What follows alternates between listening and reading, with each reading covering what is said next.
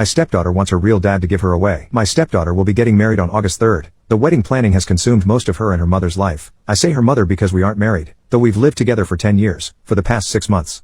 My stepdaughter graduated last December from university. I paid for her to go to college. Though it was a state school, it still ran $40,000. She does not have a job and has been living with us for the duration of her college career and since her graduation. I also bought her a car to get back and forth from school when she finished high school. From time to time her deadbeat father would pop into her life and she would fawn all over him. Although he has not contributed a cent to her education or paid any child support, though that is my girlfriend's fault as she was not part of the settlement, she still loves him and wants him in her life. He stays long enough to break her heart by skipping town and breaking some promise that he made her.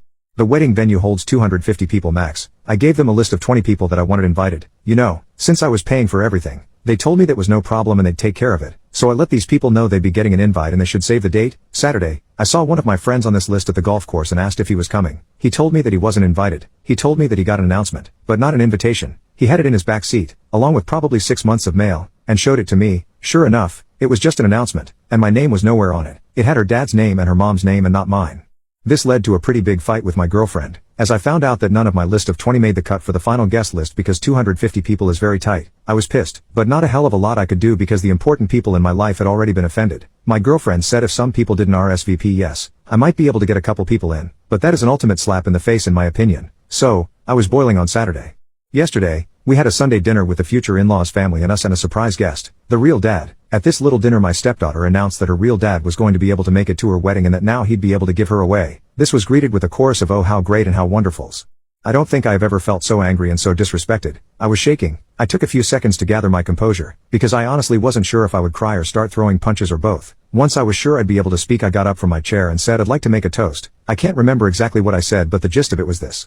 I'd like to make a toast. The sound of spoons against glasses ring in my ears. It has been my great pleasure to be a part of this family for the past 10 years. Aw, how sweet. At this point in my life I feel I owe a debt of gratitude to bride and groom, because they have opened my eyes to something very important. Confident smiles exchanged. They have showed me that my position in this family is not what I once thought it was. And now a glimmer of confusion and shock begins to spread on the faces in the room. Though I once thought of myself as the patriarch or godfather of the family, commanding great respect and sought out for help in times of need, it seems instead that I hold the position of an ATM. Good for a stream of money, but not much else. As I have been replaced as host, both on the invitations and in the ceremony, I am resigning my financial duties as host to my successor, real dad. So cheers to the happy couple and the path they have chosen. I finished my drink. You all can let yourselves out.